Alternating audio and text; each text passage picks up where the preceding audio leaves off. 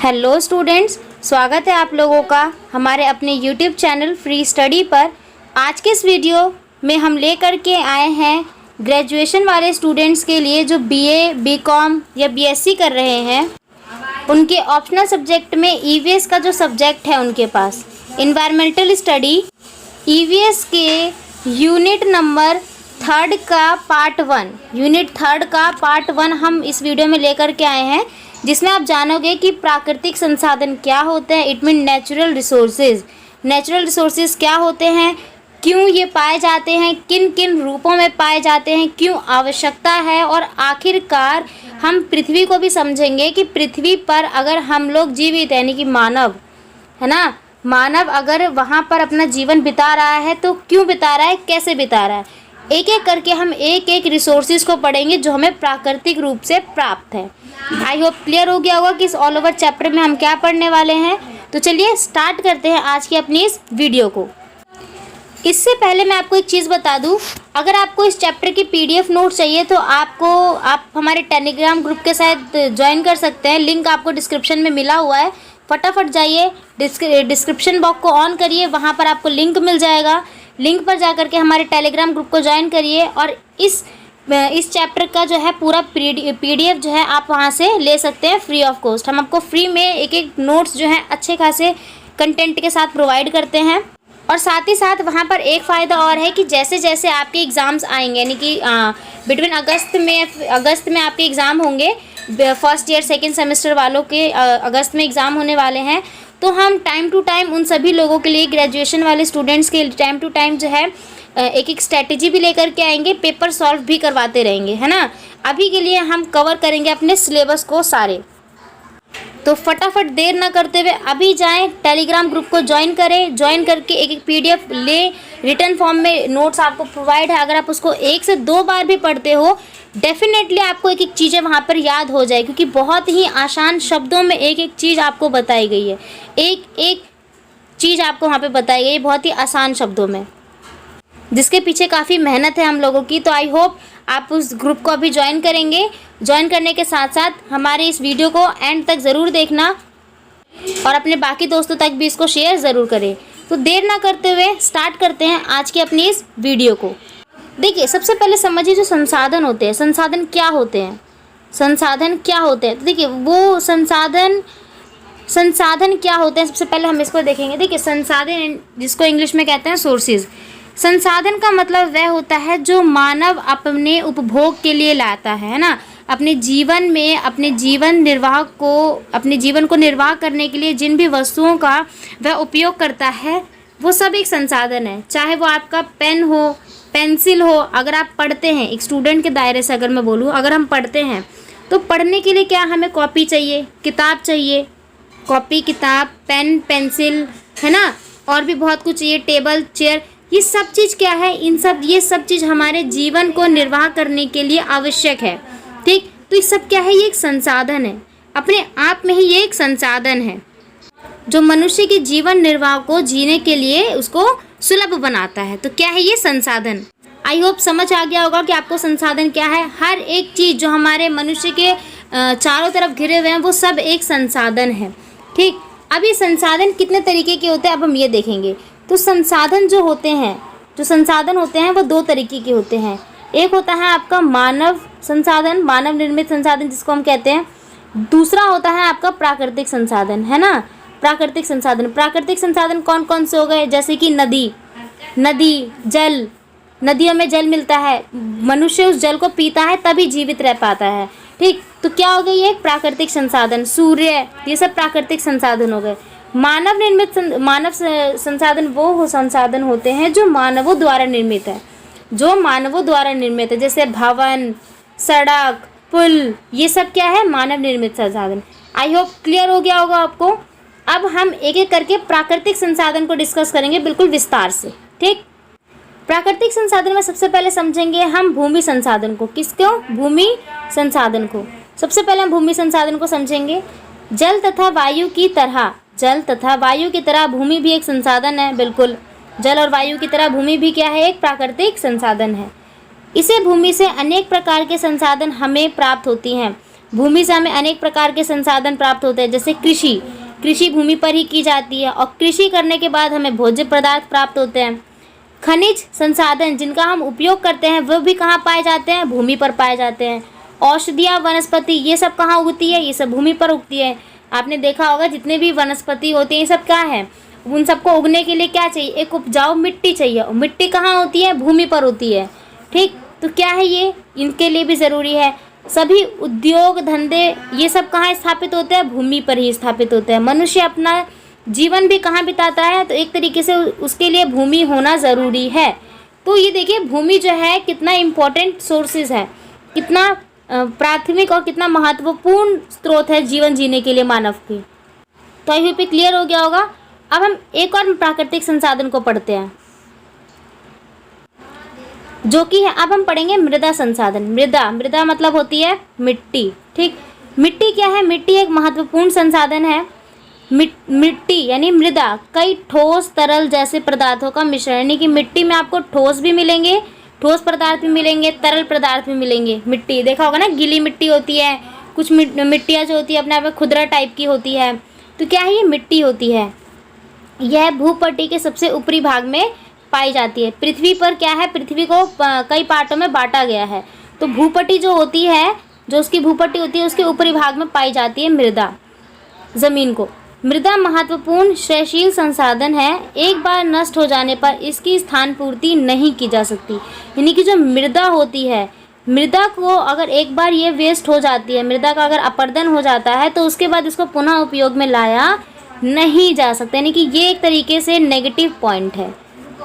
ठीक, मृदा निर्माण प्रक्रिया के दर अत्यंत मंद होते हैं।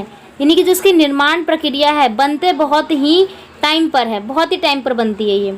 मृदा को अनवीकरणीय संसाधन भी कहा जाता है। नवीकरणीय संसाधन कौन से होते हैं? जिसका हम उपयोग पुनः कर सके। अनवीकरणीय जिनका हम उपयोग पुनः ना कर सके। तो मृदा क्या है? एक तरीके से एक अनवीकरणीय संसाधन है। मृदा में पाए जाने वाले सबसे महत्वपूर्ण और खनिज संसाधन है, जो वर्तमान समय में मृदा अपरदन व मृदा का बहुत ही बड़ा संकट है। मृदा पर क्या होता है? खनिज संसाधन होते हैं। अगर मृदा नहीं बनेगी तो खनिज नहीं बनेगा, जो अपने आप में एक विकट संकट जो है उत्पन्न करता है। आई होप क्लियर हो गया होगा। मृदा संरक्षण विधि के द्वारा मिट्टी की उर्वरता बनाए रखी जा सकती है। अगर मिट्टी सही होगी तो मिट्टी में उर्वरता आएगी, और उर्वरता आएगी तो कृषि हो सकती है।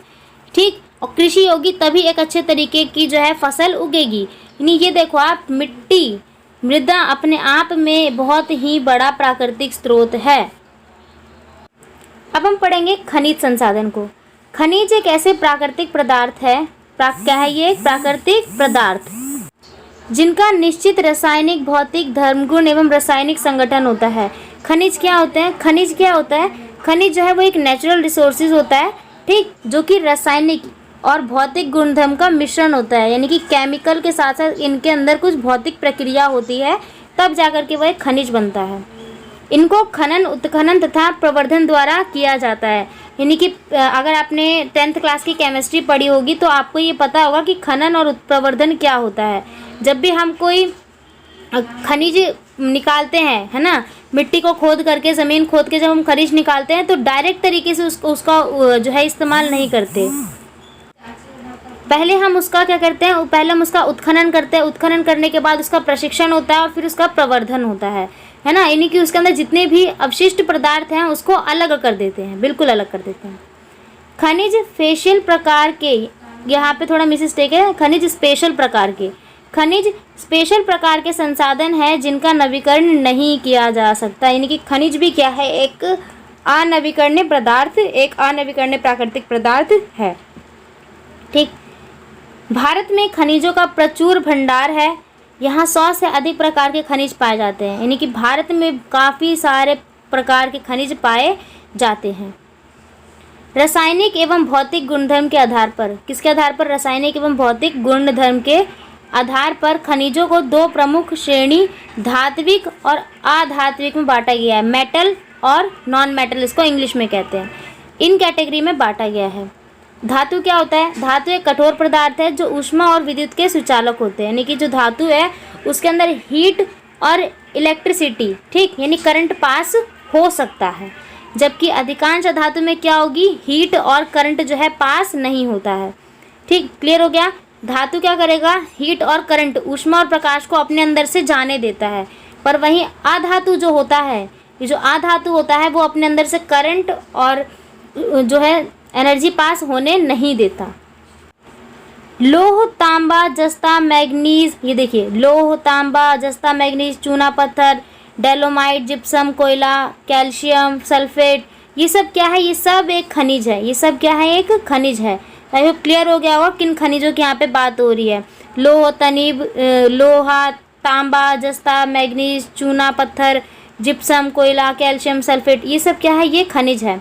वर्तमान में बहुत अधिक खनिजों के दोहन के कारण कुछ खनिज समाप्ति की कगार पर है, यानी कि बिल्कुल खत्म ही होते जा रहे हैं। जैसे मैग्नीशियम समाप्ति की कगार पर है। ठीक, जिप्सम भी खत्म होते जा रहे हैं। कोयला भी ना के बराबर है। कहा जाता है कि प्रदूषण को कम करे क्योंकि कोयला नहीं है और कोयले के थ्रू ही पेट्रोल बनता है। तो ये अपने आप में ही बहुत ही महत्वपूर्ण जो है स्रोत बन करके आता है हमारे लिए। अब हम क्या पढ़ेंगे, अब हम पढ़ेंगे खनिज संसाधन को। किसको, खनिज संसाधन को। खनिज ऐसे प्राकृतिक पदार्थ हैं जो रासायनिक और भौतिक गुणधर्म व रासायनिक संगठन से होते हैं। ये अभी हमने पढ़ा ही था, जैसे लोह, पत्थर, जिप्सम, चूना, डोलामाइट, ये सब क्या है, ये आपस में खनिज है। तो आई होप ये खनिज जो है, खनिज वाला टॉपिक क्लियर हो गया होगा आपको। देखो, अगर आप वीडियो को 1 से 2 बार भी देखोगे ना, डेफिनेटली आपको एक चीज़ समझ आ जाए, क्योंकि बहुत ही आसान शब्दों में एक चीज़ आपको डिफाइंड की गई है यहाँ पे, और एक्सप्लेन हमने सरल भाषा में किया है बिल्कुल। अब हम पढ़ेंगे फसल संसाधन को। कृषि एक प्राथमिक क्रिया है, बिल्कुल। कृषि जो है हमारी प्राथमिक क्रिया है, जिसमें भूमि का उपयोग करके फलों, सब्जियों आदि को उगाने के साथ पशुपालन भी किया जाता है। ठीक, जो फर्स्ट सेक्टर होता है आपका, उसमें क्या होता है, कृषि होती है ना। पढ़ा होगा आपने इकोनॉमिक्स की बुक में कि अर्थव्यवस्था को विकसित करने के लिए सबसे पहले जो क्रिया है वो होती है कृषि, जहाँ पे फल सब्जियों को उगाया जाता है, साथ ही साथ पशुपालन भी किया जाता है। प्राचीन भारत में कृषि जीवन निर्वाह के लिए की जाती थी, जिसे निर्वाह कृषि कहते थे। भारत के इतिहास में कृषि जो की जाती थी वो केवल और केवल जीवन निर्वाह के लिए की जाती थी, जिसे निर्वाह कृषि बोलते थे। और फिर समय दर समय ये जो है बढ़ करके एक वाणिज्यिक कृषि का रूप लेगी, यानी कि कृषि में बदलाव आया और कृषि में जो भी उत्पाद होता था बाजार में उसको विक्रय हेतु उपयोग में लाया जाता था, यानी कि इससे व्यापार भी चलता था, जिसको वाणिज्यिक कृषि कहा गया। फसलों को कई प्रकार में वर्गीकृत किया गया है, जैसे खाद्यान्न फसलें और नकदी फसलें। खाद्यान्न मतलब जो खाने वाली फसलें होती है, जैसे चावल, मक्का, गेहूँ, जोरा। ये नकदी फसलें जिसे बेचा भी जा सकता, तंबाकू, तिलहन, मसाले इत्यादि, है ना। रेशेदार फसलें, जूट, कपास, जबकि वाणिज्यिक फसलों में भी आएंगी। बागानी फसलें जो बागों में लगाए जाते हैं, जैसे कोको, रगड़ा, रियल, कॉफ़ी, चाय इत्यादि। तो ये था आप लोगों का पार्ट 1, जिसमें हमने सारे प्राकृतिक रिसोर्सेज को पढ़े। ठीक, हमने सभी प्राकृतिक रिसोर्सेज को विस्तार से पढ़ा है। आई होप क्लियर हो गया होगा आपको। अब जो है पार्ट 2 आने वाला है आपका। ठीक, पार्ट 2 बहुत जल्दी मिल जाएगा आपको। पार्ट 2 हम लेकर के आएंगे, उसमें हम आपको जो है थोड़े बहुत प्राकृतिक वन उत्पादन और भी प्राकृतिक चीज़ों के बारे में पढ़ाएंगे। औषधीय पौधों के बारे में आप जानोगे। ठीक, तो मिलते हैं नेक्स्ट वीडियो में। बाकी अगर आपको ये वीडियो पसंद आए तो लाइक ज़रूर करें, साथ ही साथ कमेंट करके ज़रूर बताएं कि आपको ऐसी और कौन कौन सी वीडियोस चाहिए, और जितना ज़्यादा हो सके आप कमेंट के ज़रिए हमें बताएं, ताकि हम आपके अकॉर्डिंग उतने अच्छे तरीके से जो है कंटेंट प्रोवाइड कर सकें। कि जितना आप लोग कमेंट करेंगे उतना मोटिवेशन हमें मिलेगा, और हम उतने ही अच्छे तरीके से आप लोगों के एग्ज़ाम को प्रिपेयर करवाने के लिए अच्छे से अच्छी वीडियो लेकर के आएंगे। तो थैंक्स फॉर वॉचिंग, बने रहिए हमारे साथ।